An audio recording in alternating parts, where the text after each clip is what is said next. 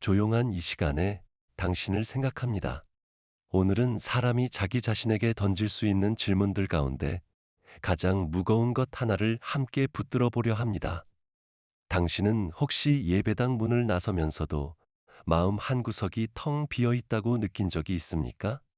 성경을 펼치고 식탁 앞에서 고개를 숙이면서도 그 모든 몸짓 아래 아무 소리도 들리지 않는 정적을 느낀 적 말입니다.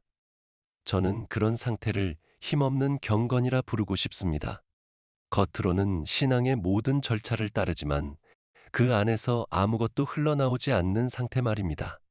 노래의 가사는 외우고 있지만 그 곡조는 한 번도 들어본 적이 없는 사람처럼 하나님에 관한 지식은 쌓았지만 하나님 그분과는 아직 만나지 못한 사람들이 참으로 많습니다. 예수님께서는 마태복음 25장에서 이런 상태를 두고 서늘한 비유 하나를 남기셨습니다. 열 처녀의 이야기입니다. 10명 모두 등불을 들고 신랑을 기다렸고 겉모습만으로는 누가 준비되었는지 구별할 수 없었습니다. 그러나 신랑이 도착했을 때 5명의 등불에는 기름이 없었습니다. 그들의 불은 꺼졌고 문은 굳게 닫혔습니다. 등불 자체는 아무것도 증명하지 못했습니다. 문제는 언제나 기름이었습니다. 성령의 실제적인 임재, 눈에 보이지 않지만 살아있는 생명력, 그것이 있느냐 없느냐가 전부였습니다. 그러니 우리도 스스로에게 물어야 합니다. 내 등불 속에는 무엇이 담겨 있는가? 나는 지금 빈 그릇을 들고 서 있는 것은 아닌가? 영적으로 잠든 사람은 대개 자신이 잠들었다는 사실조차 모릅니다. 기도는 해치워야 할 숙제가 되고 예배는 주일 오전에 정해진 순서가 되며 하늘이 땅에 개입할지도 모른다는 기대는 어느새 사라져버립니다. 그리고 그런 메마른 신앙은 반드시 어떤 열매를 맺습니다. 남을 판단하는 습관, 규칙을 지켰다는 은근한 자부심, 그것이 생명 없는 종교가 낳는 씁쓸한 열매입니다. 그러나 이것은 결코 하나님께서 우리를 위해 설계하신 그림이 아니었습니다. 예수님께서는 요한복음 10장 10절에서 당신이 오신 이유를 이렇게 밝히셨습니다. 내가 온 것은 양으로 생명을 얻게 하고 더 풍성히 얻게 하려는 것이라. 그저 그런 삶이 아니라 넘치고 흘러넘치는 삶, 만져지고 체감되는 삶을 주시겠다는 약속이었습니다. 저는 오랜 세월 무신론자로 살다가 그리스도께로 건너온 사람입니다. 제게 신앙은 서재에서 연구할 하나의 사상 체계가 아니라 온몸으로 통과해야 할 하나의 사건이었습니다. 그리스도에 관한 교리를 안다는 것과 그리스도께 사로잡힌다는 것 사이에는 강 이편과 저편만큼이나 큰 거리가 있다는 것을 저는 뒤늦게 깨달았습니다. 저는 이런 말을 남긴 적이 있습니다. 당신은 영혼을 소유한 몸이 아니라 몸을 잠시 입고 있는 영혼이라고 말입니다. 그 영이 참으로 하나님을 향해 눈을 뜨는 순간 마치 손목에서 맥박이 뛰듯 분명하게 감지되는 생명의 표지들이 나타나기 시작합니다. 그것은 막연한 감상이 아니라 사람을 근본에서부터 바꾸어 놓는 증거들입니다. 오늘 저는 그 5가지 표지를 당신과 함께 하나씩 짚어보려 합니다. 사도 바울이 고린도전서 4장 20절에서 하나님의 나라는 말에 있지 아니하고 오직 능력에 있음이라 하고 말했던 것처럼 이 5가지는 모두 그 능력이 우리 삶에 드러나는 구체적인 방식들입니다. 이 이야기를 읽어가면서 부디 귀로만 듣지 말고 영으로 들어주시기 바랍니다. 잠시 책을 내려놓고 이렇게 기도해 보십시오. 성령님, 제 영적 상태의 진실을 보여주십시오. 어디에 생명이 있고 어디가 메말라 있는지 드러내 주십시오. 그리고 마음의 준비를 하십시오. 이제부터 나눌 이야기가 당신의 걸음을 확인해 줄 수도 흔들어 놓을 수도 있기 때문입니다. 첫 번째 표지는 자발적인 예배입니다. 저는 지금 주일 아침 누가 손을 더 높이 드는가를 말하는 것이 아닙니다. 참된 예배는 훈련받거나 강요되거나 감동적인 반주에 이끌려 나오는 반응이 아닙니다. 그것은 마음이 하나님의 위대하심을 잠깐이라도 엿보고 나서 도무지 침묵할 수 없어 터져나오는 넘침입니다. 이사야 6장의 장면을 떠올려 보십시오. 그는 예배 훈련을 받은 것이 아니었습니다. 그저 높이 들린 보좌에 앉으신 주님을 보았을 뿐입니다. 그런데 그 즉시 저항할 수 없이 거룩하다, 거룩하다, 거룩하다는 외침이 그의 입에서 터져 나왔습니다. 참된 예배는 언제나 이런 반응입니다. 하나님이 어떤 분이신지에 대한 실체가 우리의 좁은 현실과 부딪힐 때 일어나는 폭발입니다. 의무감으로 혹은 남들의 시선 때문에 억지로 드리는 예배는 잠든 영의 흔적입니다. 그러나 은혜에 부딪혀 저절로 솟아나는 예배, 그것이야말로 살아있는 영의 맥박입니다. 그리고 이 표지는 일요일 1시간 안에 갇혀 있지 않습니다. 영이 살아있는 이는 출근길 정체 속에서도 저녁 산책길에서도 감사할 이유를 찾아냅니다. 시편 기자 다윗은 이렇게 노래했습니다. 내가 여호와를 항상 송축하며 내 입술로 항상 주를 찬양하리이다. 여기서 항상이라는 말이 중요합니다.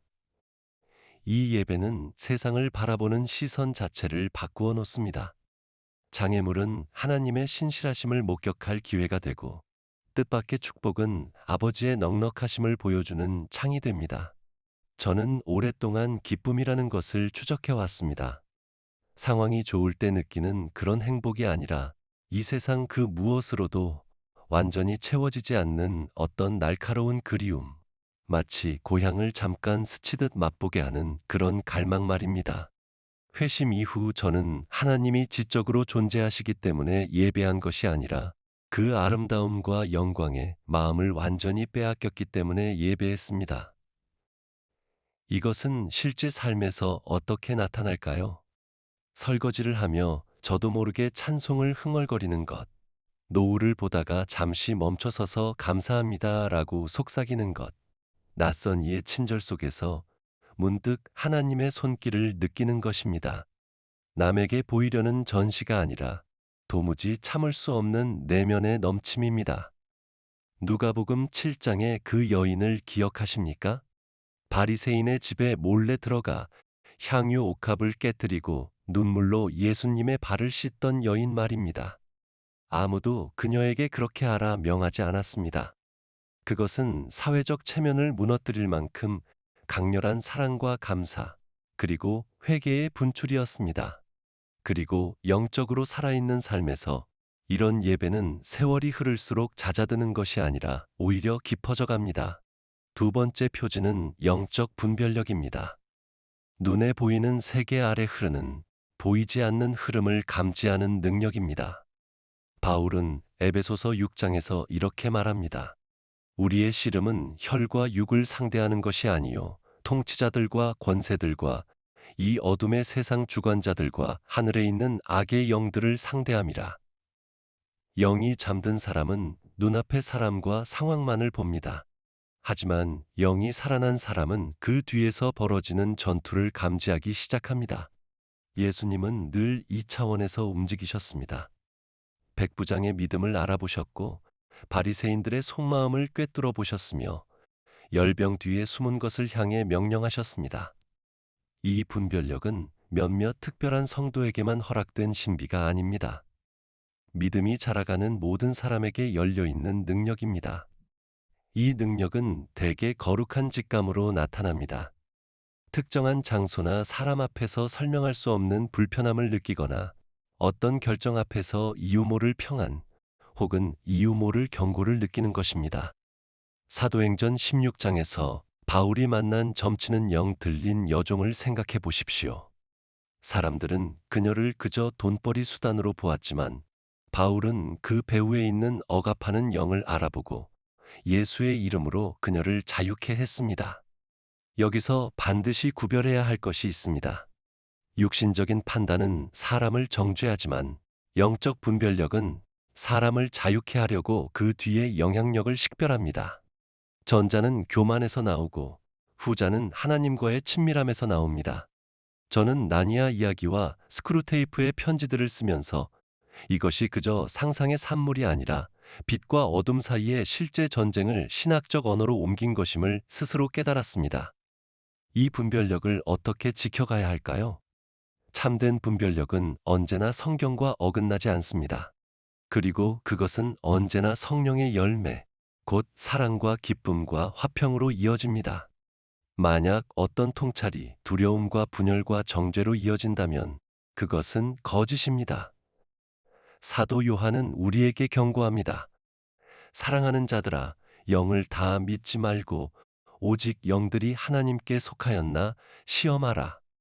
성숙한 분별력은 우리 자신을 지킬 뿐 아니라 우리의 가정과 공동체를 어둠의 은근한 침투로부터 지키는 방패가 됩니다. 세 번째 표지는 눈에 보이는 열매를 맺는 기도입니다. 살아있는 영 안에서 기도는 혼잣말이 아니라 하늘이 땅에 응답하는 실제적인 대화가 됩니다. 예수님은 마태복음 21장에서 이렇게 약속하셨습니다.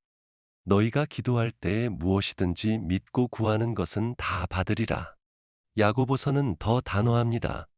의인의 간구는 역사하는 힘이 큼이니라. 성경이 가르치는 기준은 천장에 부딪혀 되돌아오는 기도가 아니라 하나님의 마음을 움직이고 땅의 형편을 바꾸는 기도입니다. 응답은 우연도, 긍정적인 사고의 부산물도 아닙니다. 그것은 하나님의 능력이 우리의 세상 속으로 뚫고 들어오는 실제하는 증거입니다. 열왕기상 18장의 엘리야를 보십시오. 그가 비가 그치도록 기도했을 때 3년 반 동안 하늘이 닫혔고 다시 기도했을 때 비가 쏟아졌습니다. 그의 기도가 하늘의 문을 여닫았습니다. 응답이 즉각적일 수도 서서히 이루어질 수도 있지만 살아있는 영적 삶에는 반드시 그 흔적이 남습니다. 저는 오랫동안 이 신비와 씨름했습니다. 이미 모든 것을 아시는 주권자 하나님께 우리의 기도가 무슨 영향을 미칠 수 있단 말입니까? 저는 이런 결론에 이르렀습니다. 하나님께서는 그분의 주권 안에서 오직 백성의 기도를 통해서만 어떤 일들이 일어나도록 스스로 정하셨다고 말입니다. 기도는 하나님을 설득하는 방법이 아니라 우리를 그분의 뜻에 맞추고 그분의 일에 동참하게 하는 통로입니다. 이 표지를 키우는 실천 하나를 권하고 싶습니다. 기도의 기록을 남기십시오. 구한 것을 적고 응답이 왔을 때 그것을 적으십시오. 세월이 흐르면 그 기록은 의심의 계절에 흔들리지 않을 신실하심의 기념비가 되어줄 것입니다. 사무엘상의 한나를 기억하십시오. 그녀는 구체적으로 아들을 구했고 하나님은 사무엘을 주셨습니다. 기도가 구체적이었기에 응답도 분명했습니다. 네 번째 표지는 하나님의 말씀을 향한 채워지지 않는 갈망입니다. 습관적으로 성경을 읽는 것과 그것을 향해 굶주려 있는 것 사이에는 커다란 간격이 있습니다. 습관은 의무이지만 갈망은 필요입니다. 시편 42편의 고백이 그것입니다. 하나님이여, 사슴이 시냇물을 찾기에 갈급함 같이 내 영혼이 주를 찾기에 갈급하나이다.